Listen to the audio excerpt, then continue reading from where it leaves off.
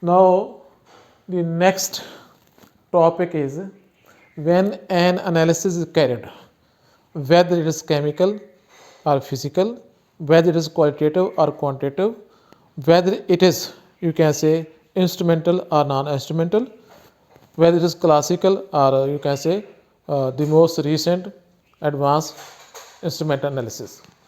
Few steps are involved in chemical analysis. First of all, the object, the material, the specimen under study, its selection, its collection, its, you can say, sampling. That's very vital. If there is proper sampling, then analysis is very accurate, analysis very precise, analysis you can say is very, you can say, objectively carried. Sample collection. For sample collection, different, you can say, population lots are selected. For example, if someone say you, please analyze madni salt, madni salt, खाने वाला नमक, आम नमक, खाने वाला नमक. In here it is called Kyodamines salt. It is called as pink salt. Now pink salt in Pakistan mostly is obtained from Kyoda. But this is a salt range. From salt range there are different, you can say, mines.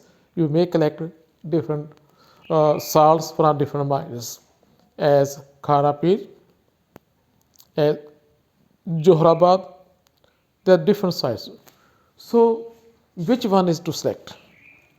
Selection. Then for accurate information, sample is taken from different site. These are called sampling units. Say you have taken 100 sample of sodium chloride from different places. So 100 sample small units. On combining, this becomes a big huge gross sample. After having gross sample, bulk sample, this sample is thoroughly homogenized. Then when thoroughly homogenized, it becomes composite sample. And this sample represents all the properties of the substances present in that specimen. It may be, you can say, salt containing sodium chloride, some other calcium, it may have magnesium, it may have some iodide, it may have cobalt, it may have iron, it may have manganese, some other mineral as well. So homogenization is very important. Sample is collected, then it is packed, then it is stored. For on storing sample, it is kept in mind though no external factors involved on the composition, on the surface, on changing the composition of the sample. As first of all, sample is protected from heat. Sample is protected from radiation. Sample is protected from moisture. Sample is protected from air. Sample is protected from microbes.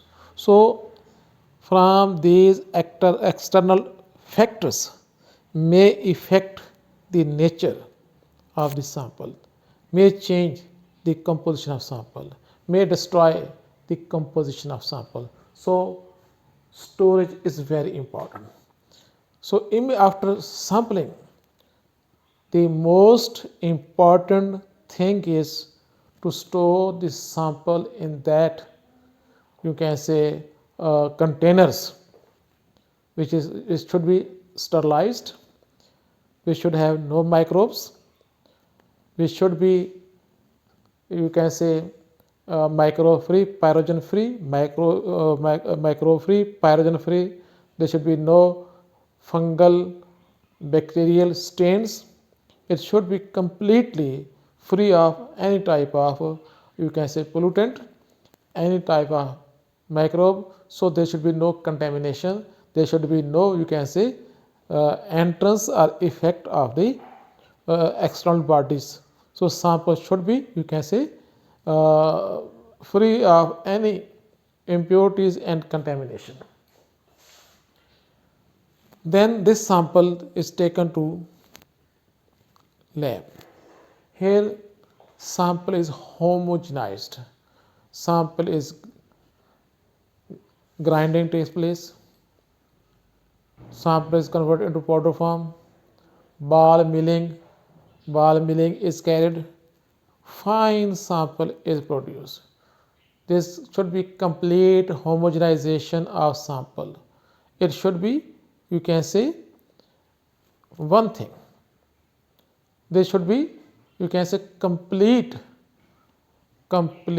uniformity. It should be, you can say, at homogeneous level, uniform. Then we will use different analysis technique. So before adopting various analytical techniques, before doing analysis, it is kept in mind which type of instrument is used, what should be the concentration of this sample. It should be in grams, it should be in milligrams, it should be in microgram, it should be in parts per million, it should be in pp, parts per billion. There should be normal solution, there should be molar solution, there should be molar solution. So there is concentration is kept in mind. Mostly solution is prepared in parts per million, ppm. That depends on what type of techniques you are using. Say if you want to determine the metal present in a sample, you will use flame photometry, you will use emission spectroscopy, you will use atomic absorption spectroscopy. So in these techniques, mostly sample taken, sample used, and their concentration are in parts per million. So in this way, if you prepare sample 1 molar, so it is very concentrated. If you prepare a sample that is 1 molar, first of all, it is impossible because we don't know which is the sample, which are the compound. We know nothing. It is sodium chloride, it is sodium bromide, it is sodium iodide, it is calcium chloride, it is iron chloride. So we don't know. So it is better to prepare the sample in parts per million. Now it is simple. I have simply given the example of sodium chloride. Some other substance may be present. Say there is some leafy sample. Leafy mean leaves. अब ये leaves जो हैं इनकी आपने composition मालूम करनी है. इसमें कार्बन कितना है, इसमें हाइड्रोजन कितना है, इसमें नाइट्रोजन कितना है, इसमें मैग्नीशियम कितना है, इसमें और सब्सटेंस कितने हैं, इसमें मॉइस्चर कितना है. So in this way that depends on which technique you will use. So for that purpose you have to use these techniques, dry or wet digestion. You are well aware of the word digestion, enzymatic digestion, as we take some food and that food is digested.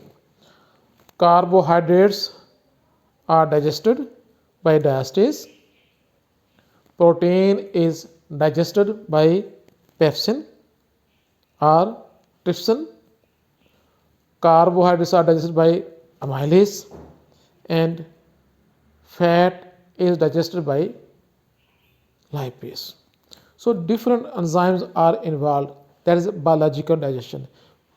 But in case of chemical digestion, other than biological enzymatic digestion, we weigh a substance and we place that substance in crucible, pre-weighed crucible, then that is heated till constant weight. When it is heated till constant weight, all moisture has been evaporated. Then it is heated again and again, again and again, again and again. If there is presence of carbon, that is converted into carbon dioxide, and that's evolved. If there is hydrogen, it is present into steam, water vapor, that has been evolved. If there is non-stoichiometric amount of oxygen, then all carbon has not burnt. So there is unburnt carbon, that is ash, rock, ash, unburnt carbon.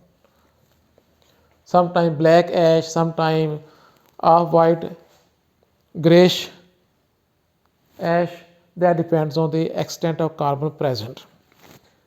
And if there are some minerals, those minerals are converted into respective oxide. Say if there is magnesium, then magnesium oxide. If there is sodium, then sodium oxide. If there is iron, iron oxide. Calcium, calcium oxide. So these are present. So this is dry heating, dry digestion. After dry digestion, wet digestion is carried. Those compounds in the form of different oxides are dissolved in some acidic solution, simple as dilute HCl. If it is insoluble in dilute solution, then dilute nitric acid. Dilute HCl, then concentrate HCl, then dilute nitric acid, then concentrate nitric acid, then aqua regia. A solution is formed, supernatant clear solutions formed, then that has been diluted so that its concentration is less. Sometimes it is diluted 10 times, sometimes it is diluted 100 times, sometimes it is diluted 1000 times. So proper dilution concentration. Concentration unit, as I had already described, if sample is unknown, we know nothing about the composition on the we know nothing about the types of metals, minerals present in that sample. So it is better to prepare sample in ppm, parts per million. Then selection of technique. Say if minerals, metals are to determine, you may carry out atomic absorption spectrophotometry or emission, atomic emission spectrophotometry, and sometimes you have to select flame ionization emission spectrophotometry. And if you are not interested in the determination of metals, you want to determine only strength, so some substance are added to get color solution. If solution becomes colored, then by UV visible spectrophotometry, concentration may be determined. If it is invisible solution, clear solution having no color, then UV spectrophotometry may be used. There is application of Beer-Lambert law. So in this way, we follow different steps before carry out suitable methodology, suitable techniques.